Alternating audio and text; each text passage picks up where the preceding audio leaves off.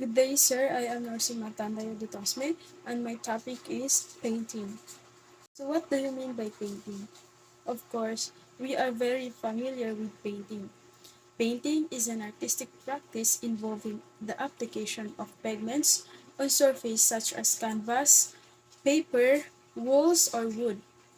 It is one of the oldest forms of human expression, dating back the prehistoric cave painting. Over the centuries, painting has evolved through various styles and movements, reflecting cultural and social and technological changes. Painting changes in many different ways through the time, such as cultural and, of course, technological changes. With the help of technology, we can create painting through digital technology nowadays. Let us first discuss the elements of painting. Painting has maybe seven or six elements. The first is color, the most expressive element. Color can convey mood, symbolize ideas, and create deep and movement. Of course, colors express sorrow, darkness, emotions, and feelings of the artist. The next one is line. Lines define shapes, create texture, and suggest movements. They can be straight, curved, thick, and thin, continuous, or broke. So, lines is movements of the painting that did by the artist. And third is the shape. Shape are created by lines and can be geometric like squares and circles or organic free form of natural shapes. Shape painting has different shapes. And other painter. Number four is form. Form refers to objects that are three-dimensional, having height, width, and depth. It can be real or implied. Ito yung form na pwede siyang maging 3D dimension, having height, weight, and depth.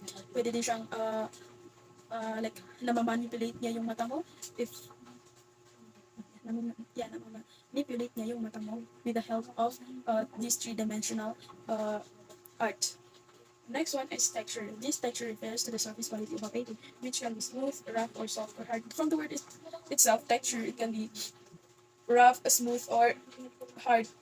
Uh, yes, it can be hard or rough and smooth. Considering how you apply your paint. And sixth is space. Is the area within, around, or between elements in a painting. It can be positive or negative. Ito yung shadow, I think. I think na ito yung shadow na, which is yung shadow is negative and yung positive is yung art mismo na ginagawa nila ng shadow yung arts kahit na, or ginagawa nila ng buhay or like, mas nagiging totoo yung arts with this positive and negative space. And seven is the value. Refers to the lightness or darkness of a color.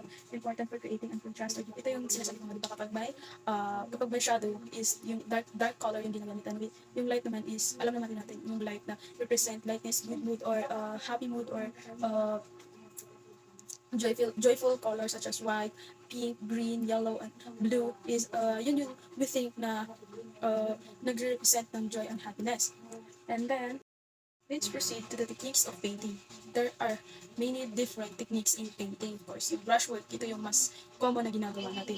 The brush work, the use of different brushes and strokes to create various textures and effects. So, I think na nagawa ko to na siya nung high school, magamit tayo ng brushwork to. May different kinds of brush kasi may flat, may thin, and may thick na brushes to help with the painting or to have effect in the painting.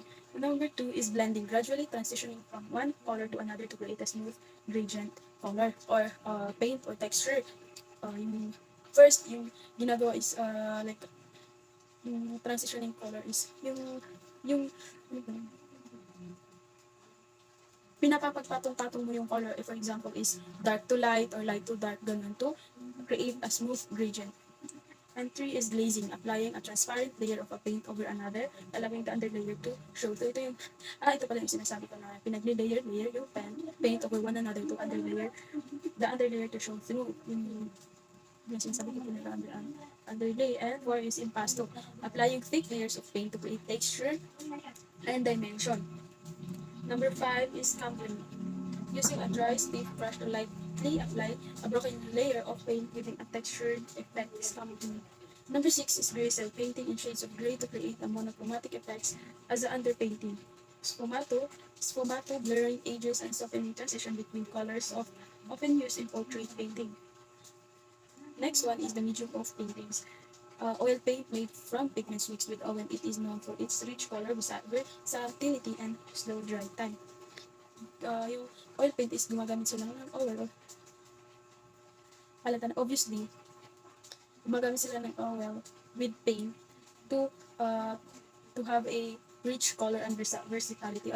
But unfortunately, is mahirap siya or matagal siyang mag-dry. Number 2 is acrylic painting. It is very familiar kasi nga nagawa na natin itong acrylic painting and nakilala na natin yung acrylic painting too dahil gumawa na tayo ng acrylic pouring. This is a fast-drying synthetic paint that can mimic the effect of oil and watercolor, known for its durability and flexibility.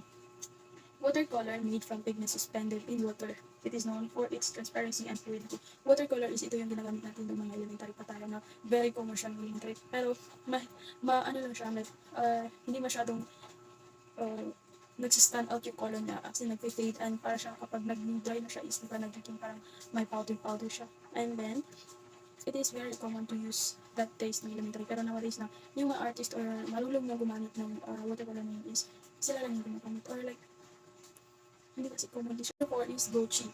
Gochi is similar to watercolor but more opaque, providing a matte finish. So, I think ito yung more like watercolor daw siya kasi kapag binasa mo siya is nagmamat or like nagiging para siyang acrylic. Pero, mas better naman to kaysa dun sa watercolor. Number 5 is tempera. Made from pigments mixed with a water-soluble binder like egg yolk known for its fast-drying and long-lasting color. So, ito yung ginagamitan or nilalagyan ng egg yolk para daw sa long-lasting color and fast-drying. And 6 is encaustic. Using heated beeswax mixed with pigments it creates a rich texture surface. Ito yung ginagamitan ng wax or beeswax na beeswax and to creates a rich texture surface. Fresco. Number 7, pigments mixed with water applied on wet plaster becoming an integral part of the surface wall. Ito yung paint na ginagamit sa pag-paint ng walls and pag-art sa walls to kasi nga ito yung paint for walls.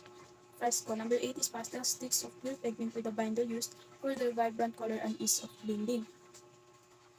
Pastel stick pure pigment with a binder used for their vibrant color and ease of blending. So that's all. Painting is a vast and dynamic art form that continues to evolve, offering endless possibilities for creativity and expression.